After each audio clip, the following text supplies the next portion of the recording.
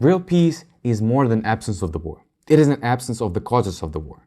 Mildred Lizette Norman. Greetings, you're on Unreal Politic, and today we're going to discuss the infamous Putin's Munich speech, which is perceived by many as a starting point of rivalry between Russia and the collective West.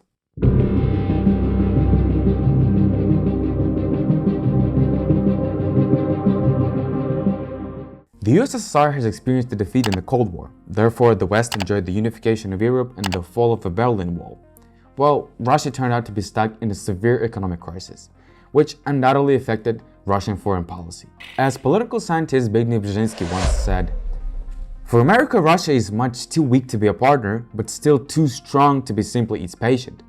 Due to somewhat chaotic Russian foreign policy in the 1990s, the political agenda at that time could be described as a constant jumping from NATO and Russia confrontation theme to a discussion about Russia's accession to NATO. Well, the Munich speech put an end to it. Всего лишь 2 десятилетия назад мир был идеологически и экономически расколот, а его безопасность обеспечивали огромные стратегические потенциалы двух сверхдержав. Unsurprisingly, Putin was heavily raising the point of a bipolar world period, where a confrontation between two superpowers overshadowed other issues, while the bipolar system, in Putin's opinion, ensured global security, and conversely was it with the unipolar international system. Это в конечном итоге губительно не только для всех, кто находится в рамках этой системы, но и для самого суверена, потому что разрушает его изнутри. But let's analyze it clearly. It is somewhat unreasonable to state that Putin just vowed Russia to be an anti-Western power. Ultimately, it's just impossible for Russia to withstand the West, because honestly it would be a clear example of an asymmetric conflict. Moreover, it is just nonsensical. Russia has always been an European trade partner, and the interplay between the Russian and the European governments, well, wasn't something new. Most likely, Putin decided to set up Russia's independent foreign policy, which would differ from the Western one.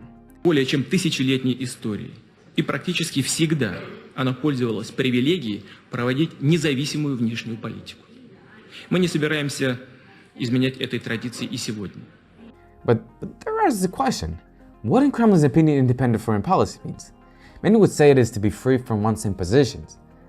Well, undoubtedly, but for Russia, that means policy without restrictions. It is to influence other states similarly as the West does, in Putin's opinion. It is not in vain that Putin appeals to the history of Russia in this quote. After all, earlier throughout the history, there were 5 to 10 state empires in the world which formed the world order, and Russia was among them. But still, to say that particularly after that wars the Russia-Ukraine war was inevitable means to say a wrong thing. I guess Putin himself didn't really know what this big game would result in, especially at the time of 2007, when mostly all Central European countries were members of North Atlantic Alliance. The space remained for Russian foreign policy was the former Soviet republics, except the Baltic states. Belarus was deeply connected with Russia politically and economically, and it fell under influence relatively quickly. However, there were problems with Ukraine. From the start of its independence, the country actively had been seeking its place in the international politics. Subsequently, the multi-vector policy of the 90s changed into pro-Western course under Yushchenko's presidency. One of Putin's most important quotes during his Munich speech was about the role of force in international politics.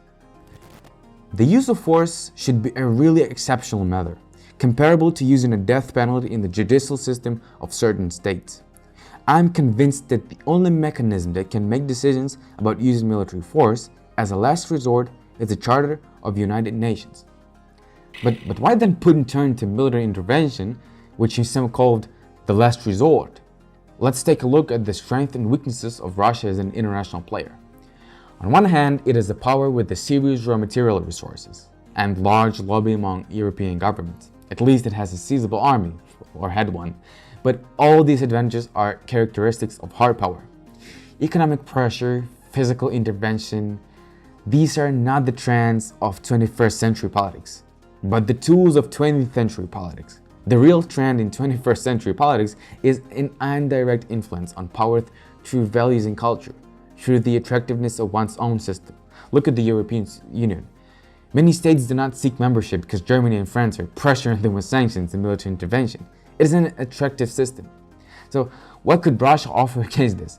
Cash loans and cheap gas?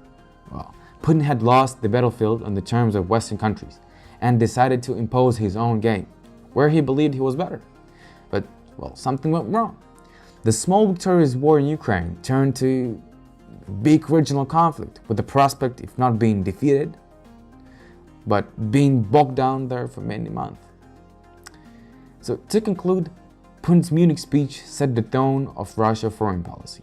So-called independent policy turned out to be spreading the sovereignty of the other countries. And when it failed at the front of treaties and cabinet negotiations, Russia turned to the hard power. As a consequence, geopolitical gamble has resulted in the death of tens of thousands of people.